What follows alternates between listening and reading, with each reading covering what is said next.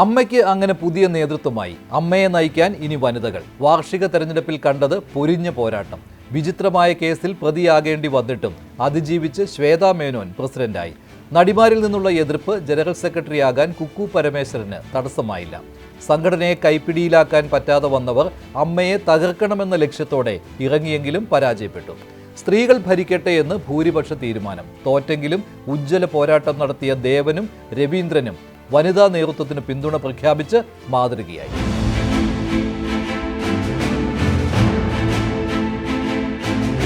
അമ്മ ഒരു സ്ത്രീ ആവണം എന്ന് പറഞ്ഞു, ഇതാ ഒരു സ്ത്രീയായി.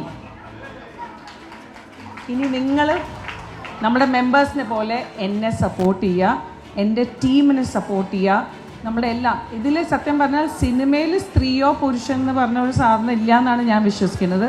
ക്യാരക്ടേഴ്സാണ്, ഒരു ആക്ഷൻ, ഒരു കട്ടിൻ്റെ ഇടയിലുള്ള ഒരു ജീവിതമാണ് നമ്മളെപ്പോഴും നയിക്കുന്നത്. So I just want to say thank you again. ഞാൻ ഒരുപാട് കാര്യങ്ങൾ പ്രതീക്ഷിച്ചിരുന്നു. ഒരു വനിത തന്നെ വലിയ, അതും എൻ്റെ ഒരു വാദം, എൻ്റെ ഒരു പറഞ്ഞതെന്ന് വെച്ചാൽ Vanitha should fight and win. അതുപോലെ തന്നെ Shweta fought and win. So വളരെ സന്തോഷമുണ്ട് എനിക്ക് എന്താണെന്ന് വെച്ചാൽ ഇപ്പോൾ ഞാൻ ശ്വേതയുടെ കൂടെ തന്നെ ഉണ്ടാവും. എല്ലാ കാര്യങ്ങളും ഞാൻ ശ്വേതയുടെ കൂടെ, കാരണം വെച്ചാൽ അമ്മ എന്ന അസോസിയേഷൻ്റെ അതിൽ വൈകാരികമായ ബന്ധമുള്ള ഒരാളാണ് ഞാനും. അതുകൊണ്ട് ഞാൻ എന്നും എല്ലാ സമയത്തും ശ്വേതയുടെയും ഈ ടീമിൻ്റെയും കൂടെ ഞാൻ ഒപ്പം ഉണ്ടാവും. വനിതകൾക്ക് വേണ്ടി സംവരണം ചെയ്യേണ്ട കാര്യമില്ല, അവർ മത്സരിച്ച് ജയിച്ച് വരട്ടെ എന്ന വലിയ മനസ്സ് അദ്ദേഹത്തിനുണ്ടായിരുന്നു. ഇവിടെ ഇപ്പോൾ ഇത് അറിഞ്ഞ ഉടൻ തന്നെ അദ്ദേഹം പറഞ്ഞത് ശ്വേതാ മേനോൻ അമ്മയുടെ അമ്മയാണെങ്കിൽ ഞാൻ അമ്മയുടെ അച്ഛനാണ് എന്നാണ്. അതാണ് ആ സ്പിരിറ്റ്. അമ്മയുടെ പേര് മോശമാക്കുന്ന രീതിയിലായിരുന്നു തെരഞ്ഞെടുപ്പ് പ്രചാരണം. ഭരണം നിലനിർത്താൻ കുൽസിത നീക്കമുണ്ടായി. വനിതകൾ നേതൃത്വത്തിലേക്ക് വരാതിരിക്കാനും രഹസ്യവും പരസ്യവുമായ നീക്കം നടന്നു. ആരുടെ പക്ഷമാണെന്ന് മനസ്സിലാക്കാനാവാത്ത വിധം ആരോപണങ്ങൾ.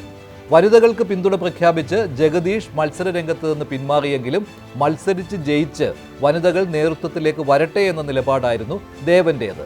ശ്വേതാ മേനോനും ദേവനും തമ്മിലുള്ള വോട്ട് വ്യത്യാസം 27. പോരാട്ടം പൊരിഞ്ഞതായിരുന്നു എന്നതിൻ്റെ ഉദാഹരണം. നഗ്നതാ പ്രദർശനം നടത്തി സിനിമയിൽ നിന്ന് പണമുണ്ടാക്കിയെന്ന വിചിത്രമായ കേസിൽ പ്രതിയാക്കി ശ്വേതാ മേനോനെ തളർത്താനുള്ള നീക്കം പോലും അതിജീവിച്ചുള്ള വിജയം. ജനറൽ സെക്രട്ടറി പദവിയിലേക്ക് ഏറെ പഴികേട്ടാണ് കുക്കു പരമേശ്വരൻ എത്തിയത്. നടിമാരുടെ പരാതികളുള്ള മെമ്മറി കാർഡ് അമ്മയിലെ പ്രമുഖർക്ക് ചോർത്തിയെന്ന പരാതി അവസാനിച്ചിട്ടില്ല. ഞാനത് ഇന്നലെ കണ്ട് രാത്രി കഴിച്ചാൽ അന്നത്തെ കാര്യമാക്കില്ല. കാരണം ഈ ലൂസ് ടോക്കർ എന്ന് എന്നോട് അങ്ങനെ ആരെങ്കിലും പറഞ്ഞോന്ന് എനിക്കറിയില്ല. ബട്ട് ഐ ഡോണ്ട് തിങ്ക് അത് ശ്വേത പറയുമെന്ന് എനിക്ക് തോന്നുന്നില്ല. ശ്വേത കുറച്ചുകൂടെ നന്നായിട്ട് സംസാരിക്കാൻ അറിയാവുന്ന ഒരാളാണ്. പിന്നെ ഈ ഇന്റർനാഷണൽ ഫിലിം ഫെസ്റ്റിവൽ വരുമ്പോൾ സഞ്ജീവ് തൂക്കുന്ന കുറേ ആൾക്കാരുണ്ട്, ആണായാലും പെണ്ണായാലും. ഇവർക്കൊക്കെ ഇമാതിരി സംസാരങ്ങളെക്കുറിച്ച് അത് ആധികാരികമായിട്ട് എൻ്റെ അറിവ് കൊണ്ട് പറയുന്നതെന്നൊക്കെ പറഞ്ഞതിരിക്കും. പക്ഷെ ഇപ്പം ഈ പറഞ്ഞു ഞാൻ കേട്ട ഒരാൾ ഇലക്ഷൻ്റെ തലേ ദിവസം കരഞ്ഞുകൊണ്ടാണ് എന്നെ ഫോണിൽ വിളിച്ചത്. എനിക്ക് ചേച്ചിയെ വന്ന് കാണണം, ചേച്ചിയുടെ കൈ പിടിച്ച് എനിക്ക് അനുഗ്രഹം വാങ്ങിക്കണം എന്നൊക്കെ പറഞ്ഞു. അവിടെ നടക്കുന്നത് ലൂസ് ടോക്ക് ആക്കി നമ്മൾ പുറത്ത് പറയണമെങ്കിൽ ഒരു പുസ്തകം എഴുതായിരിക്കും ഭേദം. പിന്നെ ലൂസ് ടോക്ക് എന്ന് പറയുന്ന ആള് തെറ്റുകൾ ചെയ്തിട്ടില്ല എന്നൊന്നും ഞാൻ പറയുന്നില്ല. സ്റ്റേഡിയത്തിൽ അവതരിപ്പിച്ച നാടകമടക്കം ഒരുപാട് പേര് ഈ പറഞ്ഞ പലരെയും വേദനിപ്പിച്ച കഥകളൊക്കെ ഞാൻ കേട്ടിട്ടുണ്ട്. അതൊക്കെ തുറന്ന് പറയാൻ ചങ്കൂറ്റം വേണം മോളെ.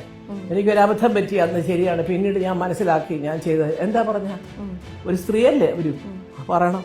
അപ്പോൾ അതുകൊണ്ട് എനിക്ക് തോന്നുന്നത് ഈ ലൂസ് ടോക്ക് എന്ന് പുള്ളിക്കാരത്തെ ഉദ്ദേശിച്ചത് പുള്ളിയുടെ ഒരു നിലപാട് വെച്ചുകൊണ്ടായിരിക്കും. അമ്മയിലെ തിരുത്തലിനായി വാദിച്ച രവീന്ദ്രനെയാണ് കുക്കു തോൽപ്പിച്ചത്.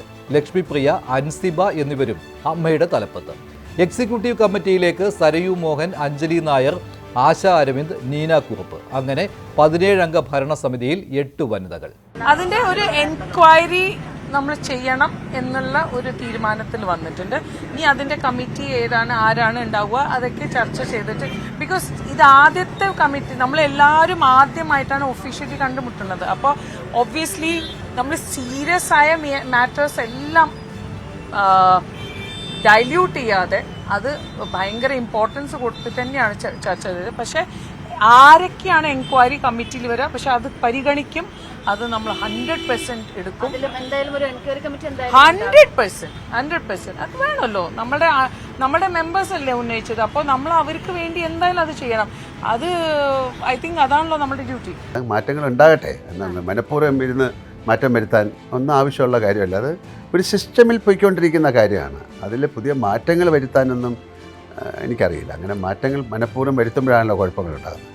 ഒരു കാര്യം മര്യാദയ്ക്ക് ഓടിക്കൊണ്ടിരിക്കുകയാണ്, അതിൽ പുതിയ പോസ്റ്റുകളിലേക്ക് ആൾക്കാർ വന്നു, ആ സിസ്റ്റമിൽ തന്നെ പോകാം. പിന്നെ ആ സിസ്റ്റത്തിനെ ഇനി എങ്ങനെ കൂടുതൽ നന്നാക്കുക എന്നുള്ളത് അവരുടെ കാഴ്ചപ്പാടുകളാണ്.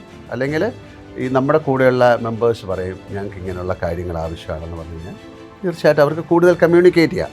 അവർ ഡിഫറെൻ്റ് ആയിട്ടുള്ള പുതിയൊരു കമ്മിറ്റിയല്ലേ വന്നത്. അപ്പോൾ അവരായിട്ട് സംസാരിച്ച് നമ്മുടെ സംഘടനയ്ക്ക് എന്ന് പറയുന്നത് അത് ഒരു ചെറിയ സംഘടനയാണ്. അതല്ലാതെ നമ്മൾ സിനിമയിലായതുകൊണ്ട് എല്ലാവരുടെയും നോട്ടം അതിലേക്ക് വരുന്നു. നല്ലതിനു വേണ്ടിയുള്ളൊരു മാറ്റം എപ്പോഴും നമ്മൾ സ്വീകരിക്കുന്നതാണ്. അപ്പോൾ അത് നമുക്ക് നോക്കാം. അപ്പോൾ കഴിഞ്ഞ ഭരണഘടനയുടെ കമ്മിറ്റിയുടെ പ്രശ്നങ്ങളും ഒക്കെ എല്ലാവരും ചർച്ച ചെയ്തിരുന്നു. അപ്പോൾ അതിൽ കൂടുതൽ സ്ത്രീകൾ വരണമെന്ന് എല്ലാവരും ആഗ്രഹിച്ചു. ഈ പ്രാവശ്യം അതുപോലെ തന്നെ സംഭവിച്ചിട്ടുണ്ട്. നോക്കാം. ഈ അമ്മ എന്ന് പറഞ്ഞ സംഘടനയെ പറ്റി ഞാൻ എപ്പോഴും പറയാറുണ്ട്, അതിൻ്റെ പേര് അമ്മ എന്നാണ്. അതിൽ നിന്ന് മാറി നിൽക്കാൻ ആർക്കും കഴിയില്ല. കാര്യം ആ സംഘടന ചെയ്യുന്നത്, അതിൻ്റെ അംഗങ്ങൾക്ക് വേണ്ടി ചെയ്യുന്നത് അത്രയും നല്ല കാര്യങ്ങളാണ്. അപ്പോൾ എന്തെങ്കിലും ബുദ്ധിമുട്ടുകൾ കൊണ്ടോ ഒരു ടൈം പീരീഡിലുണ്ടായ വിഷമങ്ങൾ കൊണ്ടോ ഒക്കെ മാറുന്നവരുണ്ടാവും. അപ്പോൾ എല്ലാവരെയും തിരിച്ചു കൊണ്ടുവരണം. ഇപ്പം ഞാൻ അമ്മയുടെ മെമ്പറായിട്ട് ഏകദേശം 13 വർഷമായി. അപ്പോൾ ആ സമയത്ത് ഞങ്ങൾ ആസ്വദിച്ചിരുന്ന ഒരു ഐക്യവും ഒരു കുടുംബത്തിൻ്റെ അറ്റ്മോസ്ഫിയറും ഒക്കെ ഉണ്ടായിരുന്നു. അതിലേക്ക് തിരിച്ചെത്തും എന്നുള്ള പ്രതീക്ഷയിൽ തന്നെയാണ് ഈ പ്രാവശ്യ കമ്മിറ്റിയും അതിലുള്ള അംഗങ്ങളും പ്രസിഡന്റും എല്ലാവർക്കും വളരെ പ്രിയപ്പെട്ടവരാണ്. അപ്പോൾ തീർച്ചയായിട്ടും ആ പഴയൊരു പ്രതാപത്തിലേക്കും സ്നേഹത്തിലേക്കും ഒക്കെ ആ കുടുംബം തിരിച്ചു വരുന്നു. അമ്മയിൽ പുരുഷ മേധാവിത്വമെന്ന് പറഞ്ഞ് രാജിവെച്ചവരെ തിരിച്ചെത്തിക്കുമെന്ന് പുതിയ നേതൃത്വം അവകാശപ്പെടുന്നു. അങ്ങനെയെങ്കിൽ നല്ലത്. സ്ത്രീ ശാക്തീകരണം പറയുമ്പോഴും നടിയെ ആക്രമിച്ച കേസിൽ പോലും തെരഞ്ഞെടുക്കപ്പെട്ടവരുടെ നിലപാട് ഇരയ്ക്കൊപ്പമായിരുന്നില്ല. ഹേമ കമ്മിറ്റി റിപ്പോർട്ട് വന്നപ്പോഴും അങ്ങനെ തന്നെ. അപ്പോൾ വനിതകൾ തലപ്പത്ത് വന്നതുകൊണ്ട് മാത്രം വലിയ മാറ്റം പ്രതീക്ഷിക്കണോ? പുതിയ കുപ്പി പഴയ വീഞ്ഞ് എന്ന പരാതി ഒഴിവാക്കാൻ പുതിയ നേതൃത്വം കിണഞ്ഞ് ശ്രമിക്കേണ്ടി വരും. അമ്മയിലെ പ്രമുഖർ ഭരണത്തലപ്പത്തില്ലെങ്കിലും പിൻ സീറ്റിൽ നിന്നുള്ള നിയന്ത്രണം ഒഴിവാക്കാൻ കഴിയുമോ എന്ന സംശയത്തിന് പ്രവൃത്തി കൊണ്ട് മറുപടി നൽകണം.